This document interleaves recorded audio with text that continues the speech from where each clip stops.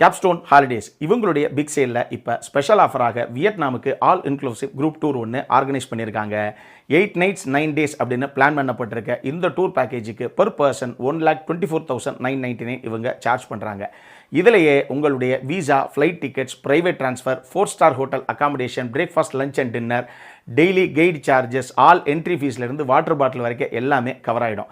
இவங்ககிட்ட எனக்கு பிடிச்ச 2 விஷயத்தில் முதல் விஷயம் ட்ராவல் நவ் பே லேட்டர் அப்படிங்கிற ஆப்ஷன் இருக்கிறதுனால நீங்கள் டூருக்கு போயிட்டு வந்து கூட அந்த அமௌண்ட்டை நீங்கள் ஈஸி மந்த்லி இன்ஸ்டால்மெண்ட்ஸில் பே பண்ணிக்க முடியும். 2வது விஷயம் Hoi An, Ninh Binh, ancient town, lantern boat ride அப்படிங்கிற மாதிரி மற்ற ட்ராவல் ஏஜென்சிஸ் யாருமே ப்ரொவைட் பண்ணாத சில யூனிக்கான பிளேசஸையும் சேர்த்தே இவங்க கவர் பண்ணுறாங்க. மேலே இருக்க நம்பருக்கு கால் பண்ணுங்கள். ஃபில்மி கிராஃப்ட் அப்படிங்கிற பேரை நீங்கள் ரெஃபர் பண்ணிங்கனாவே உங்களுக்கு 10,000 rupees ஃப்ளாட் டிஸ்கவுண்ட்டும் கிடைக்கும். அப்புறம் என்ன, ஃபேமிலியோட ஒரு இன்டர்நேஷ்னல் ட்ரிப், அதுவும் அஃபோர்டபுள் காஸ்ட்டில் போகணும் அப்படின்னு காத்துக்கிட்டு இருக்க நபரா நீங்கள் கேப்ஸ்டோன் ஹாலிடேஸுக்கு கால் பண்ணுங்கள். உங்களுடைய ட்ரீம் டெஸ்டினேஷனுக்கான டூர் பேக்கேஜை புக் பண்ணுங்கள். Hello viewers, welcome to filmi craft. நான் உங்கள் அருண். இந்த எபிசோடில் வல்லான் படம் எப்படி இருக்குது அப்படின்னு தான் இங்கே நம்ம பார்க்க போகிறோம். படத்தில் நம்ம கதாநாயகன் ஒரு போலீஸ் ஆஃபீஸரு, ஆனால் சஸ்பென்ஷனில் இருக்கிறாப்புல. இப்போ படத்துடைய ஆரம்பத்திலேயே ஜோயல் அப்படின்னு சொல்லி ஒரு மிகப்பெரிய தொழிலதிபர், அந்த ஆள் கொலை செய்யப்படுறாப்புல. இப்போ ஒரு சந்தர்ப்பத்தில் இந்த கேஸு நம்ம கதாநாயகனுடைய கைக்கு தான் வருது. அவர் தான் குற்றவாளி யாருன்னு கண்டுபிடிக்கிறதுக்காக களத்தில் இறங்குறாப்புல. இதுக்கப்புறம் அவர் என்னெல்லாம் கண்டுபிடிச்சார் அப்படிங்கிறது தான் இந்த படத்துடைய மொத்த கதையை. இந்த படத்தை பொறுத்தளவுக்கு கதைக்களமாக ஆன் பேப்பர் பார்க்கும்போது க்ரைம் த்ரில்லரோ இல்லை இன்வெஸ்டிகேட்டிவ் த்ரில்லர் படங்கள்லாம் பார்க்கக்கூடிய ரசிகர்களை கவரக்கூடிய ஒரு கதைக்களம் தான் இது. இதில் குறிப்பாக படத்துடைய செகண்ட் ஹாஃபில் நம்ம எதிர்பார்க்காத ஒரு சில ட்விஸ்ட் அண்ட் டர்ன்ஸும் உள்ளே வச்சுருக்காப்புல படத்துடைய இயக்குனர். இந்த படத்தை பொறுத்தளவுக்கு டெக்னிக்கலி ஒரு க்ரைம் த்ரில்லர் படத்துக்கு கொடுக்கறதுக்கு என்னென்ன விஷயங்கள்லாம் தேவையோ, இந்த கதைக்களத்துக்கு கொடுக்கப்பட்ட பட்ஜெட்டுக்கு என்னென்ன விஷயங்களை டெக்னிக்கலி சப்போர்ட் பண்ண முடியுமோ அந்த அளவுக்கு எல்லா டீமுமே தேவையான விஷயங்களை உள்ளே வச்சுருக்கு. இன்னொரு பக்கம் ஃபினோடைப் அப்படிங்கிறது மூலமாக ஒரு ஹேர் சாம்பிளை மட்டும் வச்சுக்கிட்டு எப்படி ஒரு உருவத்தை வரைகிறது அப்படிங்கிற அந்த ப்ராசஸை ஸ்டெப் பை ஸ்டெப்பாக அவங்க கிளியராக எக்ஸ்பிளைன் பண்ணியிருக்காங்க. அந்த ஒரு சீனை பார்க்கும்போதே பரவாயில்ல, ஓரளவுக்கு கிரவுண்ட் ஒர்க்கு பண்ணி தான் அந்த படத்தை எடுத்திருக்காங்க அப்படிங்கிறது நம்மளால் புரிஞ்சிக்க முடியுது. படத்தில் சுந்தர் சி, தானியா ஹோப்பு, அதே மாதிரி கமல் காமராஜ், நம்ம தலைவாசல் விஜய், சாந்தினி தமிழரசன், அபிராமி வெங்கடாச்சலம்னு சொல்லி அந்தந்த ஆர்டிஸ்ட் எல்லாரும் என்ன கதாபாத்திரம் கொடுக்கப்பட்டதோ அதை நீட்டாகவே கொண்டு வந்திருக்காங்க ஸ்க்ரீனில்.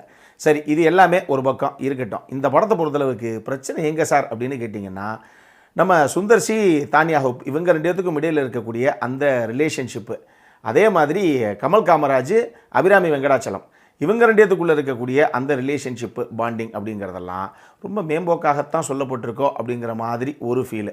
இதில் சுந்தர்சிக்கும் தானியா ஹோப்புக்கும் இடையில் அவங்க கொடுக்கப்பட்டதை பண்ணிட்டாங்க. பட் என்னவோ கெமிஸ்ட்ரி பெருசாக ஒர்க் அவுட் ஆகலையோ அப்படிங்கிற மாதிரியும் எனக்கு ஒரு ஃபீலு. இவங்கெல்லாம் போக நம்ம தலைவாசல் விஜய் ஆகட்டும், சாந்தினி தமிழரசன் ஆகட்டும், மதன் ஆகட்டும்னு சொல்லி பல கதாபாத்திரங்கள் சும்மா உப்புக்கு சப்பானியாகத்தான் உள்ளே வந்துட்டு போகுதுங்க. இவங்களுக்கு ஒன்றும் வைட்டல் பாட்டு இந்த கதையில் கிடையாது அப்படிங்கிற மாதிரியே ஒரு ஃபீல் ஒன்று நமக்கு வருது. இதனாலேயே இந்த மொத்த படமாக பார்த்து முடிக்கும்போது கூட நமக்கு எந்த ஒரு கதாபாத்திரத்துக்கும் எதுவும் ஆகிடக்கூடாது அப்படிங்கிற ஒரு ஃபீல் எதுவுமே வரமாட்டேங்குது.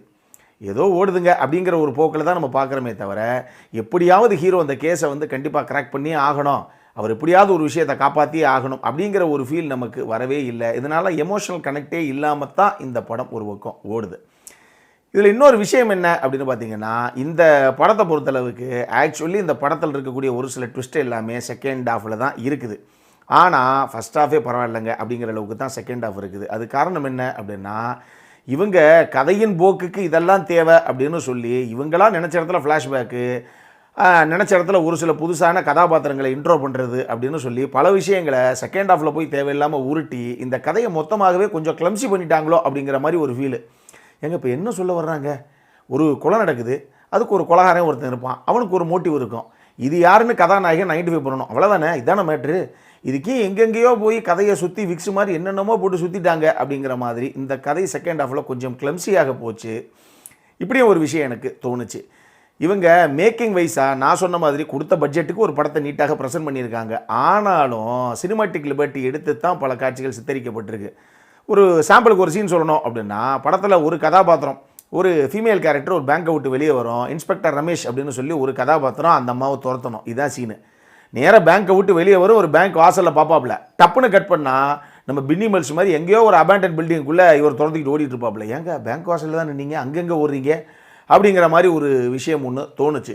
அதே மாதிரி ஒரு ஃபைட் சீக்வன்ஸில் நம்ம சுந்தர்சியை யார் நம்ம கதாநாயகனை வந்து அங்கே இருக்கக்கூடிய ஒரு கேரக்டர் இரும்பு ராடு எடுத்தே செம்மடி அடிக்கும்.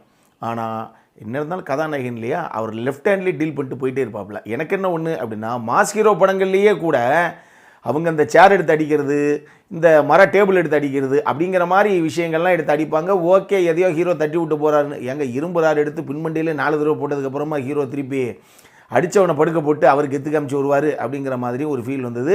இந்த மாதிரி விஷயங்கள்லாம் தமிழ் சினிமாவில் ஏற்று பழகிட்டோம். அதனால தான் அவங்க வைக்கிறாங்க. இப்படி ஒரு சில விஷயங்களும் சினிமாட்டிக் லிபர்ட்டி எடுத்துகிட்டு இவங்க பண்ணத்தான் செஞ்சுருக்காங்க. மொத்தமாக இந்த படம் எப்படி இருக்குது அப்படின்னா, ஒரு சுவாரஸ்யமான கதைக்களம் தான்.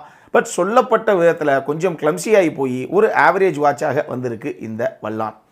அடல் கானடை பொறுத்தளவுக்கு இதில் அப்படி ஒன்றும் பெருசாக கிடையாது. யூஎஸ் சர்டிஃபைடு படம், அதை மைண்டில் வச்சுக்கோங்க. இந்த படம் இன்றைக்கி தியேட்டர்ஸில் வெளியாக இருக்குது. அப்புறம் என்ன, இதே மாதிரி இன்னொரு வீடியோவோட அடுத்த முறை உங்களை சந்திக்கிற வரைக்கும் இட்ஸ் அருண் சைனிங் ஆஃப்.